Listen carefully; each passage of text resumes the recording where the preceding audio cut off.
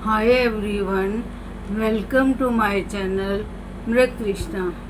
Friends, आज मैं आपके सामने जो टॉपिक लेकर आई हूँ वो है हमारे जो जीवन में परेशानियाँ आती हैं और हम बहुत ही ज़्यादा दुखी हो जाते हैं, तो हम ये सोचते हैं हमारा अच्छा टाइम कब आएगा। इसी सोच में काफ़ी टाइम बीत जाता है और हम अपनी घबराहट में टाइम बिताना शुरू कर देते हैं। लेकिन फ्रेंड्स, ऐसा कभी नहीं होता है। आदमी को अच्छा समय आने से पहले कई शुभ संकेत मिलते हैं, जैसे हाथ से पटकी हुई गेंद भी जमीन से टकराकर ऊपर उठती है। तो सज्जनों का भी बुरा टाइम ऐसा ही होता है। जो भगवान पे भरोसा रखते हैं, प्रीति और श्रद्धा रखते हैं, उनका बुरा टाइम भी ऐसे ही कट जाता है और उन्हें पता भी नहीं चलता। जैसे धूप के बाद छाया आती है, और जैसे कि एक रथ के दो पहिए होते हैं, एक के बिना दूसरा नहीं चल सकता, इसी तरह से सुख दुख भी एक के बाद एक आता रहता है। आज सुख है तो कल दुख है, इसी तरह हमारा जीवन व्यतीत होता रहता है। लेकिन जब आदमी इतनी घबराहट में होता है तो अपने पास ऐसे शुभ संकेतों को देखता है तो उसे थोड़ी तसल्ली आने लगती है, जीने की तमन्ना जाग उठती है, क्योंकि वो बहुत दुखी होता है। तो ऐसे समय में उसको क्या करना चाहिए? तो जो सत्कर्म करते हैं उनके पुण्य से उनका भाग्य और सौभाग्य चमकने लगता है, और भगवान उन्हें ऐसे ऐसे इशारे और संकेत देता है कि वो समझ जाता है कि अब प्रभु कृपा से मेरा अच्छा टाइम आने वाला है। तो अब मैं आपको ये बताने जा रही हूँ कि श्री कृष्ण कहते हैं, मनुष्य के जीवन में जब अच्छा समय आने वाला होता है तो प्रकृति की तरफ से उसे अच्छे संकेत प्राप्त होते हैं, जो इस प्रकार हैं।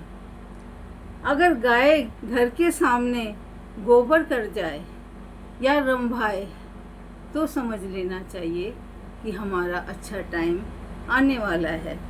अगर रास्ते में कोई सिक्का मिल जाए तो आपका उधार दिया हुआ पैसा मिलने के काफ़ी चांसेस बन जाते हैं। अगर पंछी आपके ऊपर बीट कर जाए तो भी अंदाज़ा लगा लेना चाहिए कि हमारे कष्ट मिटने वाले हैं और अच्छा टाइम आने वाला है। अगर आपको किसी दिन तितलियां नज़र आएँ, तितलियों से काफ़ी शांति और खुशी मिलती है। इसी तरह अगर जिस दिन आपको तितलियां नज़र आएँ तो यह भी आपके शुभता का प्रतीक मानी जाती हैं। रास्ते में शनिवार के दिन घोड़े की नाल अगर दिख जाए तो उसे उठाकर घर ले आना चाहिए, क्योंकि ये बहुत ही सौभाग्य का प्रतीक होती है। इसे अपने पास रख लेना चाहिए। दाहिने तरफ चलते समय अगर कुत्ता, बंदर और सांप दिखें तो ये भी आपके लिए बहुत खुशियों वाला दिन माना जाता है। पूजा का नारियल अगर दिखे, ये भी शुभता का प्रतीक है। पानी से भरा हुआ पात्र अगर आगे से कोई लेकर आपके सामने से जाए तो भी आपका भाग्य चमकना शुरू हो जाता है। कुंवारी कन्या अगर दूध का पात्र लेकर आपके आगे से निकले तो ये भी आपकी बहुत ही शुभता का प्रतीक माना जाता है। यदि आपके घर के सामने कोई पौधा अपने आप ही उग आए तो यह भी एक शुभ संकेत होता है। अगर आप कोई ज़रूरी सामान भूल जाएं, ये भी एक शुभ संकेत माना जाता है। अब मैं आपको बता रही हूँ फ्रेंड्स कि इस प्रकार ये छोटी छोटी चीज़ें जो होती हैं ये हमें बताती हैं कि कितना हमने अपने टाइम को इंतज़ार किया, इतना टाइम सोचते रहे, समझते रहे, लेकिन भगवान हमें इशारा देते हैं कि अब चिंता की ज़रूरत नहीं है। यदि मंदिर से आती हुई सुहागिनें दिख जाएं और मंदिर में घंटी की आवाज़ सुनाई दे तो ये भी एक शुभता का सूचक है। कोई सफाई कर्मचारी झाड़ू लगाते हुए दिखाई दे तो उसे 1 रुपये का 1 सिक्का देना चाहिए। यह भी देने से वो बहुत प्रसन्न हो जाएगा और यह दिखना अति शुभता का प्रतीक माना जाता है। दूध से भरा हुआ पात्र मिल जाए तो क्या कहने, ये तो बहुत ही ज़्यादा शुभ होता है।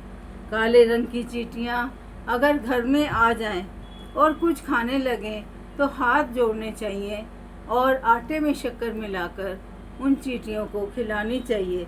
कोई चिड़िया आकर घर में घोंसला बना ले तो ये भी बहुत शुभता का प्रतीक होता है। अगर 3 छिपकलियाँ एक साथ दीवार पर दिख जाएं तो ये भी महालक्ष्मी के आने का सूचक होता है। इसलिए फ्रेंड्स, आज मैंने आपको बताया कि भगवान के घर देर है अंधेर नहीं है। अगर हमें दुखों से जूझना पड़ता है तो सुख भी हमारा इंतज़ार कर रहा होता है। Thank you.